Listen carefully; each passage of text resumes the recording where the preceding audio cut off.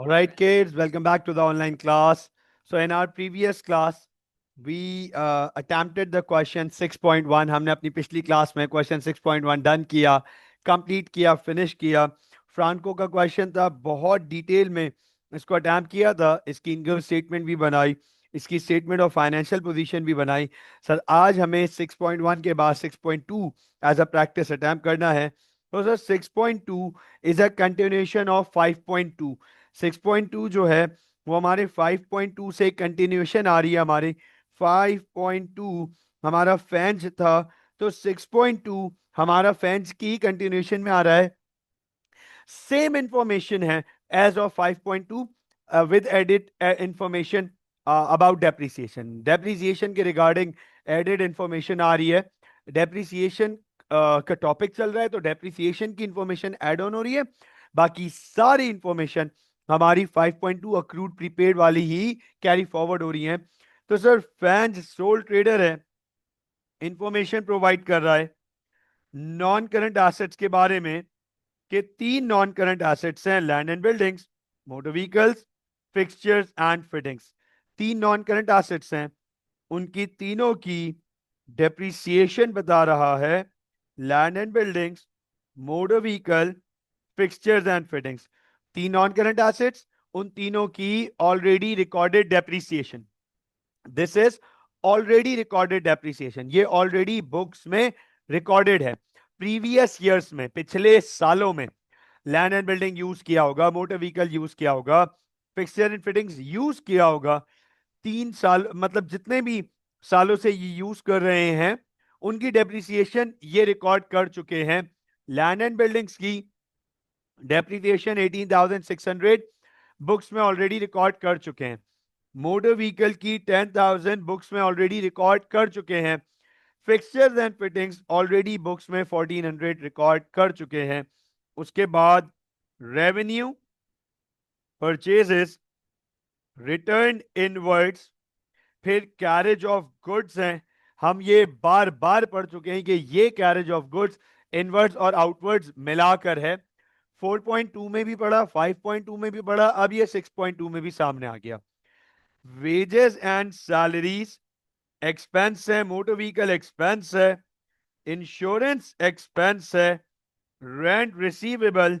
Sir नाम से बता रहा है कि मैं इनकम हूं, रेंट इनकम.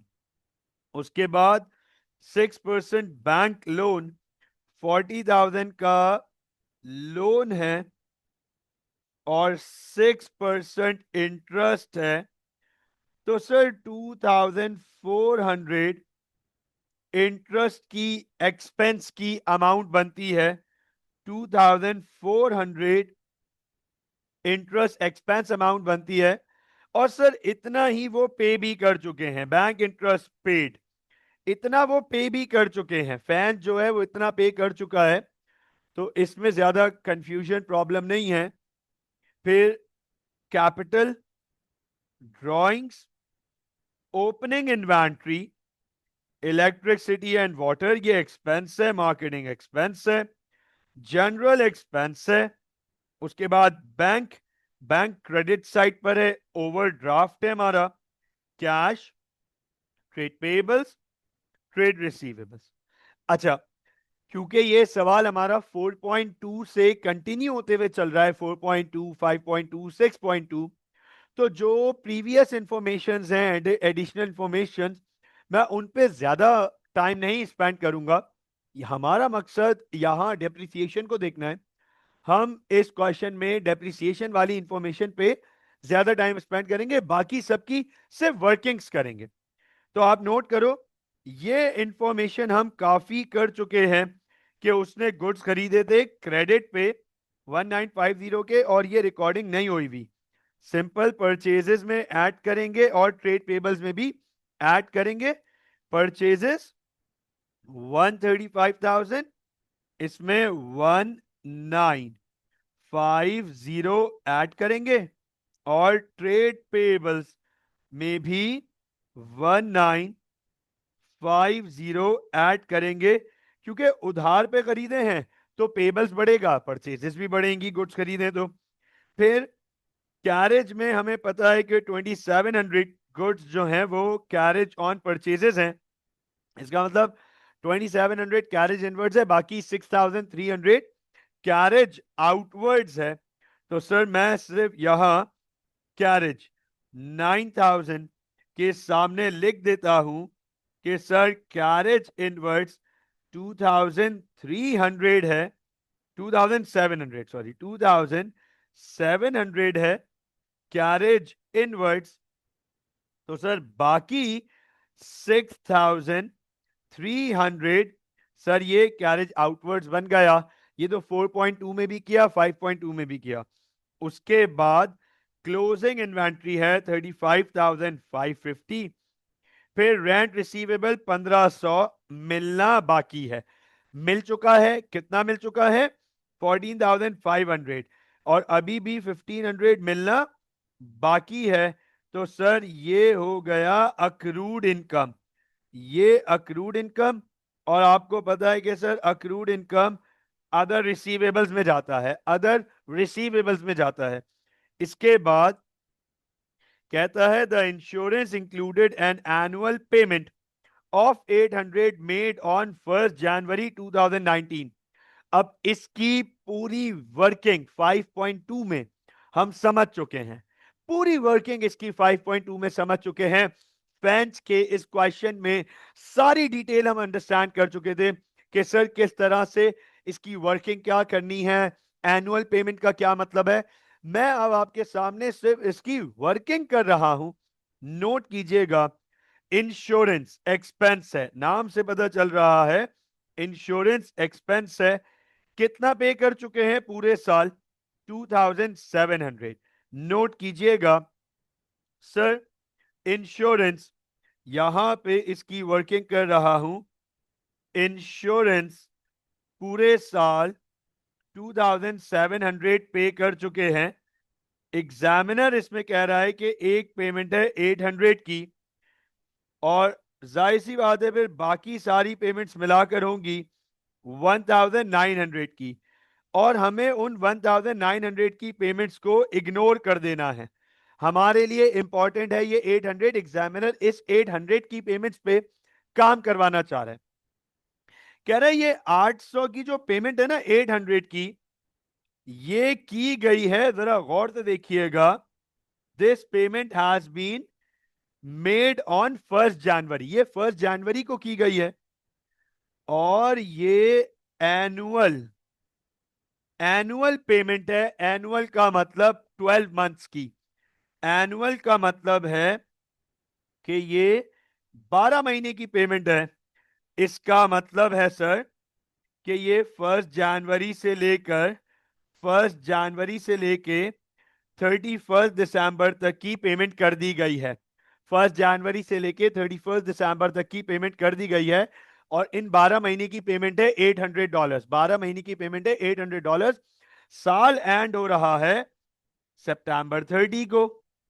साल एंड हो रहा है सितंबर 30 को।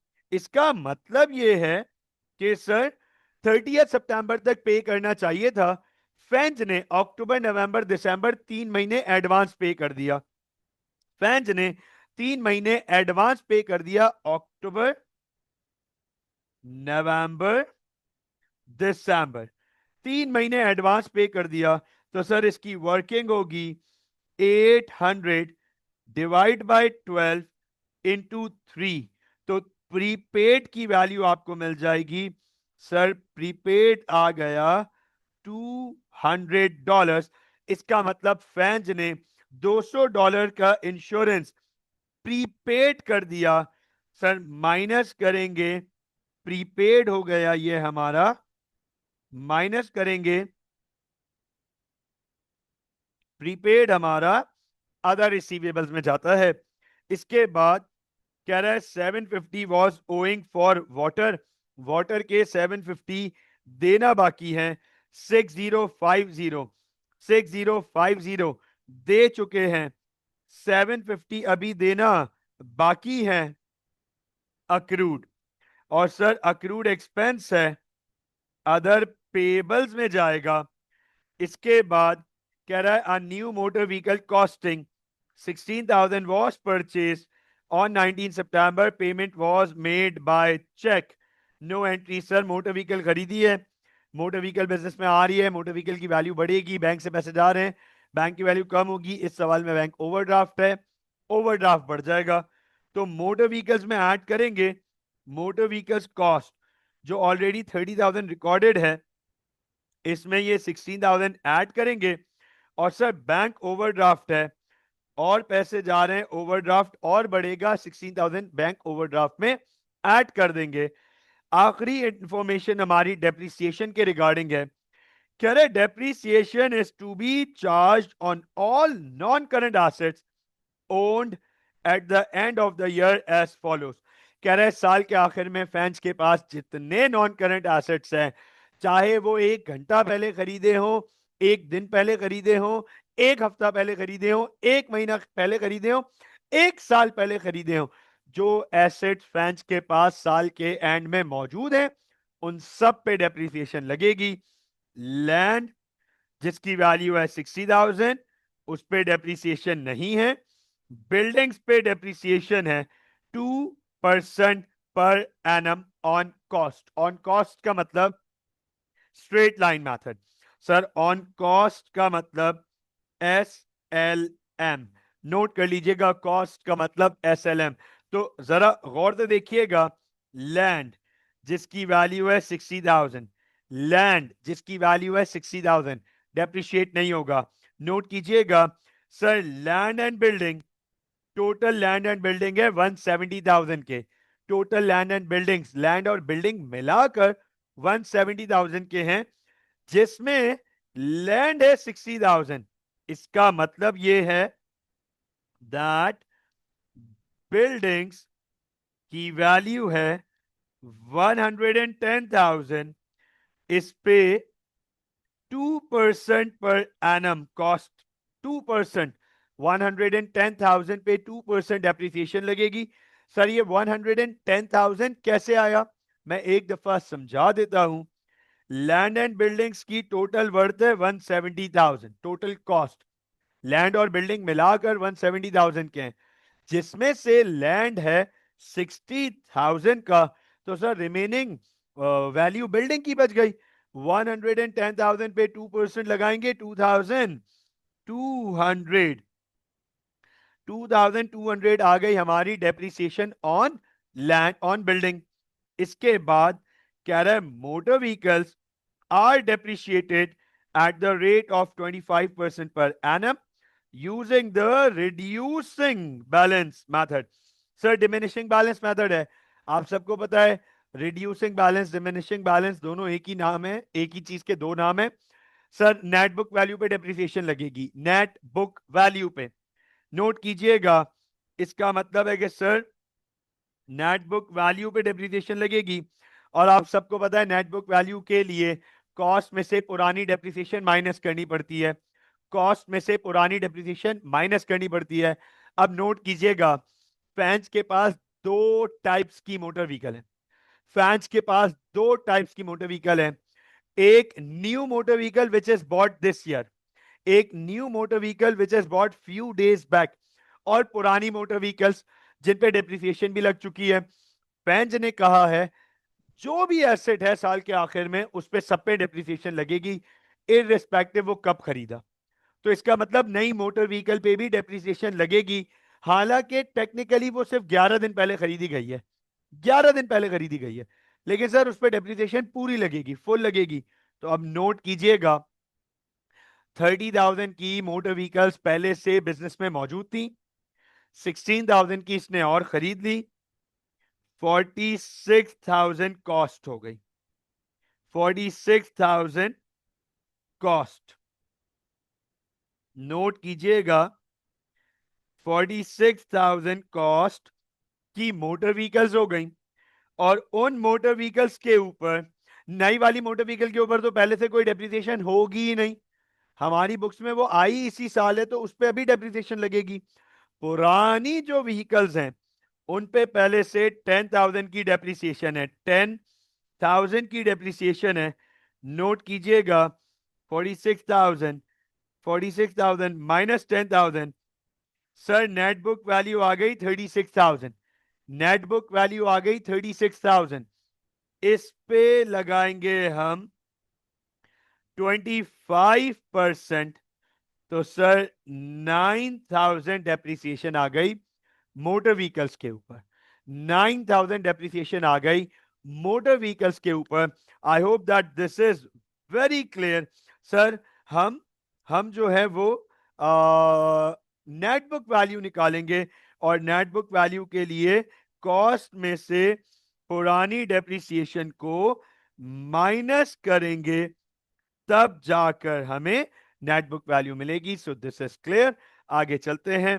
Fixtures and fittings are depreciated at the rate of 10% per annum on cost using the straight line method. तो सर फिक्सचर एंड फिटिंग्स पे 10% ऑन कॉस्ट मतलब स्ट्रेट लाइन मेथड। तो सर फिक्सचर एंड फिटिंग्स की cost है 7,000, 7,000 इसकी cost है, note कीजिएगा 7,000 इसकी कॉस्ट है। सर 7,000 पर 10% एप्रिसिएशन अप्लाई करेंगे विच बिकम्स 700। तो अब आप मुझे बताएं, क्या हमने करंट ईयर की डेप्रिसिएशन निकाल ली? क्या हमने करंट ईयर की डेप्रिसिएशंस निकाल ली? हमने करंट ईयर्स की डेप्रिसिएशन निकाल ली। आपको पता है कि करंट ईयर की डेप्रिसिएशन इनकम स्टेटमेंट में एज एन एक्सपेंस जाती है, एज एन एक्सपेंस ट्रांसफर की जाती है, और ट्रायल बैलेंस में उससे पहले की डेप्रिसिएशन मौजूद है। तो आप एक्यूमुलेटेड डेप्रिसिएशन एसओएफपी में भी लिखने की पोजीशन में है। अब एग्जामिनर आपसे कह रहा है, कह नहीं रहा, लिखा हुआ नहीं है, मैं बता देता हूं, आईएस मांग रहा है और एसओएफपी मांग रहा है, आईएस मांग रहा है और एसओएफपी मांग रहा है। तो let's quickly attempt this question. Page number 75। Alright, focus कीजिएगा सर 6.2, नोट कीजिएगा 6.2 फेंज, फेंज। तो फेंज का ये क्वेश्चन है, इनकम स्टेटमेंट, हमें इसकी अटेम्प्ट करनी है। ऑल राइट, चलिए फोकस कीजिएगा।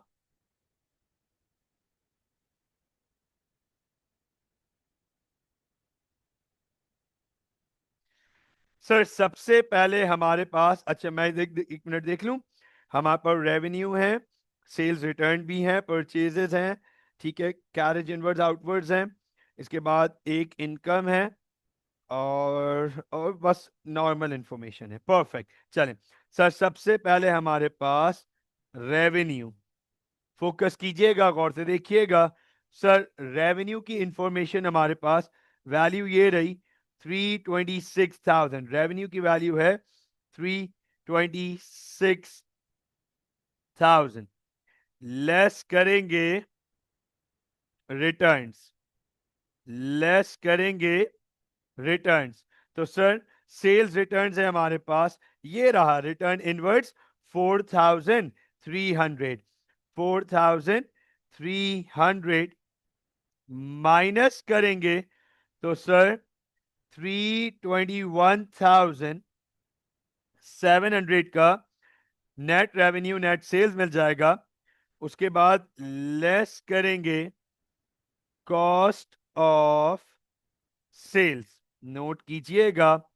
तो सर कॉस्ट ऑफ सेल्स में सबसे पहले opening inventory, sir opening inventory आएगी हमारे पास, over here opening inventory we have 30,000, opening inventory आएगी हमारे पास 30,000, ऐड करेंगे परचेजेस, परचेजेस में हमें पता है एडजस्टमेंट है, परचेजेस 135,000 प्लस 1950, सर 135,000 प्लस 1950, 136,950, फिर ऐड करेंगे कैरेज, सबको बताइए कैरेज इनवर्ड्स है 2,700, कोई परचेज रिटर्न नहीं है, कोई अनरिकॉर्डेड गुड्स ड्रॉइंग्स नहीं है, सीधा क्लोजिंग इन्वेंट्री माइनस करेंगे, लेस क्लोजिंग इन्वेंट्री। तो सर क्लोजिंग इन्वेंट्री यहां लिखी हुई है 35,550, 35,550। तो सर अब हमारे पास कॉस्ट ऑफ सेल्स आ जाएंगी 30,000 plus 136,950, 2,700 minus 35,550. Here we are 134,100. तो सर माइनस करके 321,700, 187,600, ये आ गया हमारे पास ग्रॉस प्रॉफिट। ठीक हो गया सर, ग्रॉस प्रॉफिट आ गया। ऐड करेंगे, एक ही इनकम है, रेंट इनकम, एक ही इनकम है और उसमें एडजस्टमेंट है। 14,500 रेंट मिल चुका है, 1,500 अभी भी मिलना बाकी है। 14,500 मिल चुका है, 1,500 is accrued yet to be received 16,000। तो नोट कीजिएगा सर, ये वैल्यू हो जाएगी हमारे पास 203,600। अब हम सीधा सीधा लेस करेंगे एक्सपेंसेस को। तो sir expenses we all know top to bottom, ये बात हम सबको पता है। We'll go top to bottom. Sir सबसे पहला एक्सपेंस जो हमें ट्रायल बैलेंस में नजर आ रहा है sir, carriage of goods, carriage outwards, carriage of goods, carriage outwards 6,300। Carriage of goods, carriage outward 6,300। उसके बाद वेजेस एंड सैलरीज 90,000। कोई एडजस्टमेंट वेजेस एंड सैलरीज में नहीं है इस सवाल में। Wages and salaries 90,000। उसके बाद motor vehicle expense 11,250, 11,250 motor vehicle expense. उसके बाद insurance expense, we have adjustment. Insurance note कीजिएगा सर, इंश्योरेंस 2,700 पे कर चुके हैं और 200 प्रीपेड है। और आपको ये भी बता दूं, ये एक दफा फिर रिकैप करा दूं, कहीं नहीं बताया था एग्जामिनर ने हमें कि इंश्योरेंस प्रीपेड है और 200 प्रीपेड है। आप नोट कर लो एक दफा, आप देख लो एक दफा, कहीं नहीं बता रहा कि इंश्योरेंस, कहां बता रहा है कि इंश्योरेंस प्रीपेड है और 200 वैल्यू तो दे रहा है 800। तो आपको आपको नहीं बताया, मैं ये अक्रूड प्रीपेड के टाइम 5.2 में बता चुका हूं कि सर इस तरीके से वर्किंग आती है। आपको इंटरप्रेट करना पड़ेगा और इंटरप्रिटेशन के बाद आइडेंटिफाई करना पड़ेगा कि whether it's accrued prepaid and by how much. So we are here with the value 2,500। Sir insurance के बाद हमारे पास बैंक इंटरेस्ट है 2,400, ये देख लीजिएगा, bank interest 2,400। Sir bank interest के बाद we have electricity and water 6,000, इसमें एडजस्टमेंट है। इलेक्ट्रिक एंड वाटर में वी हैव एडजस्टमेंट, देख लीजिएगा 6,050 पे कर चुके हैं, 750 अभी भी पे करना बाकी है, 6,800। इसके बाद मार्केटिंग एक्सपेंसेस 17,300, 17,300 मार्केटिंग। मार्केटिंग के बाद we have general expense 14,000, general expense 14,000। अच्छा अब जरा एक चीज नोट कीजिएगा, ट्रायल बैलेंस के सारे एक्सपेंसेस डन हो गए, ट्रायल बैलेंस के सारे एक्सपेंसेस डन हो गए। Let's look for the additional information. Additional information में देखते हैं sir, adjusted adjusted adjusted adjusted adjusted adjusted adjusted, depreciation, सिर्फ 3 डेप्रिसिएशन है हमारे। तो करंट ईयर की डेप्रिसिएशन एक्सपेंस है हमारा। तो नोट कीजिएगा, यहां लिखूंगा मैं प्रोविजन फॉर डेप्रिसिएशन। तो सर प्रोविजन फॉर डेप्रिसिएशन में we have buildings, motor vehicles and fixtures and fittings. Building की डेप्रिसिएशन हमने निकाली थी 2000 ओवर हेयर, ये रही 2200, 2200। अच्छा, वो क्रॉस चेक कर ली। उसके बाद मोटर व्हीकल्स 11, नहीं motor vehicles 9000। Sir motor vehicles 9000, right. And then fixtures and fittings 700। तो सर ये हमारे पास सारी डेप्रिसिएशंस आ गई और सारे एक्सपेंसेस हमने लिस्ट कर दिए। अब एक्सपेंसेस को टोटल कर लेते हैं। 6300 प्लस 90000 प्लस 11250 प्लस 2500 प्लस 2400, 6800, 17300, उसके बाद 14000, 2200, 9700, 162450, 162,450 माइनस करेंगे 203,600 से। So we are left with 41,150 of profit for the year. ये लीजिए, प्रॉफिट फॉर द ईयर आ गया 41,150। अब नेक्स्ट पार्ट में स्टेटमेंट ऑफ फाइनेंशियल पोजीशन बनानी है। ओवर हियर आपके सामने स्टेटमेंट ऑफ फाइनेंशियल पोजीशन बनाने जा रहा हूं। Statement of financial position of पेंज, 3 कॉलम्स, 3 कॉलम्स बनाने पड़ेंगे हमें, पता है आपको। So first column for cost, second column for accumulated depreciation, and last column for net book value। चले स्टार्ट करते हैं। सर सबसे पहले नॉन करंट एसेट्स। तो सर नॉन करंट एसेट्स में हम सबसे पहले इधर लिखेंगे लैंड एंड बिल्डिंग। अच्छा सर, लैंड एंड बिल्डिंग्स के बाद वी हैव मोटर व्हीकल्स, और सर मोटर व्हीकल्स के बाद फिक्सचर्स एंड फिटिंग्स, राइट। चलें सर, लैंड एंड बिल्डिंग्स 170,000 की कॉस्ट रखते हैं। 170,000, ये देख लीजिएगा, लैंड एंड बिल्डिंग्स 170,000 की कॉस्ट रखते हैं। पहले से 18,600 डेप्रिसिएशन है, 18,600 पहले से डेप्रिसिएशन है। इस साल हमने निकाली 2,200। तो सर टोटल डेप्रिसिएशन हो गई 20,800।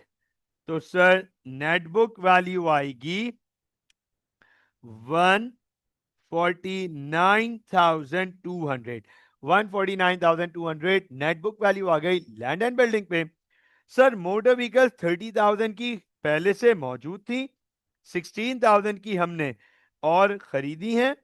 मोटर व्हीकल्स 46,000 की हो गई।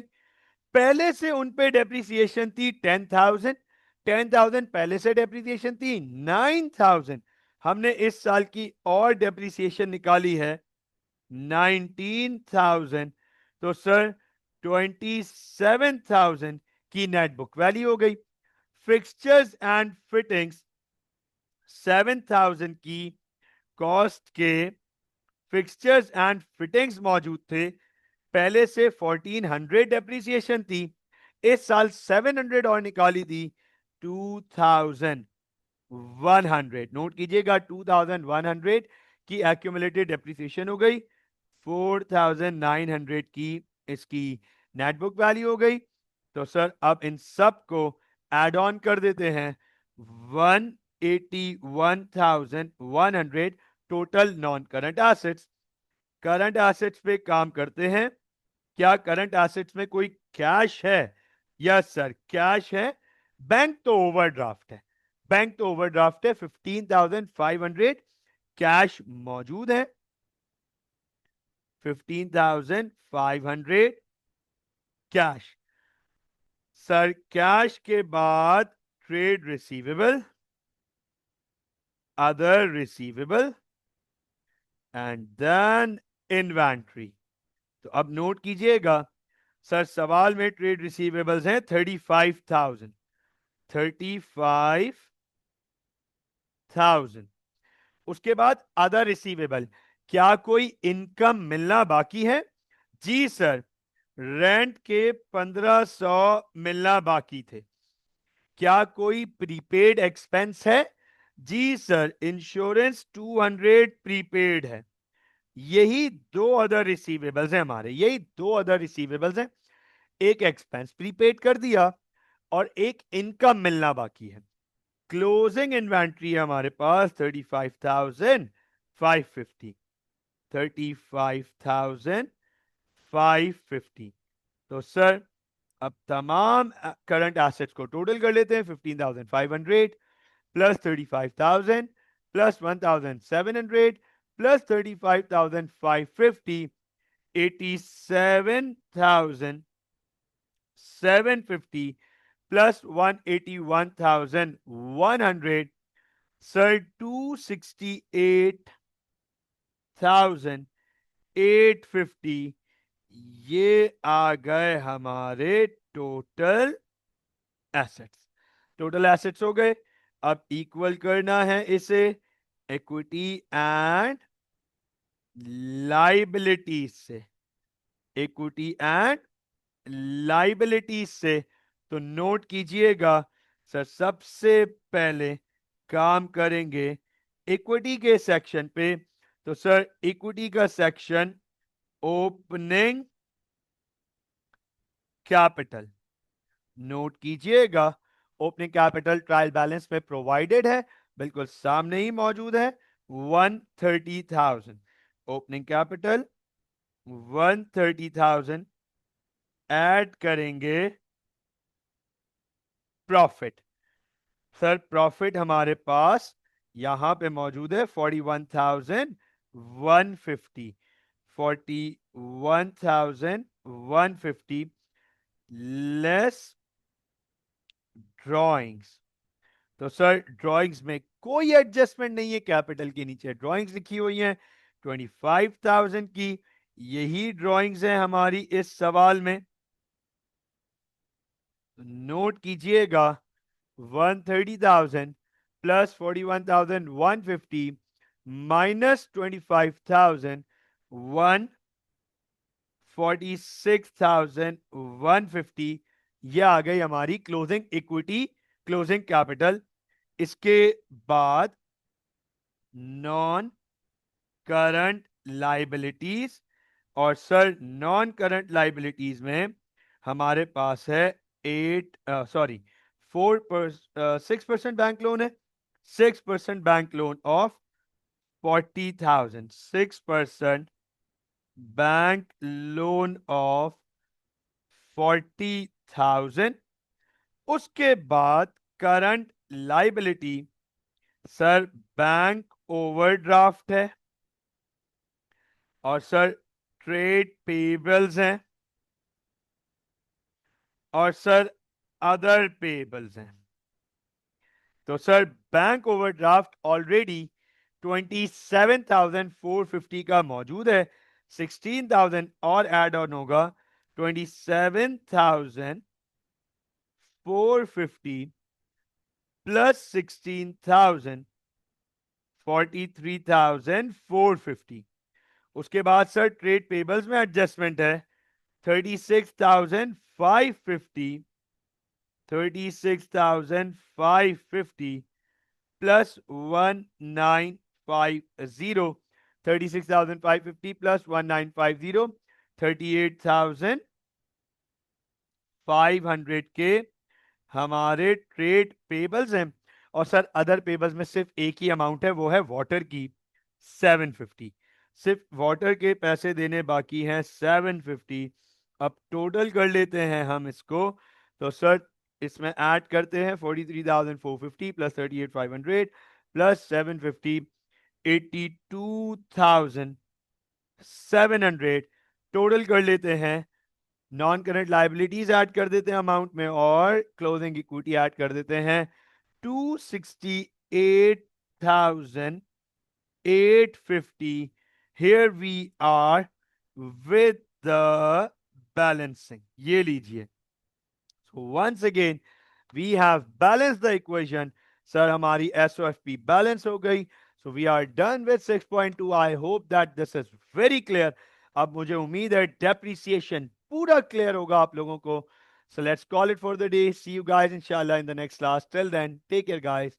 Allah Hafiz.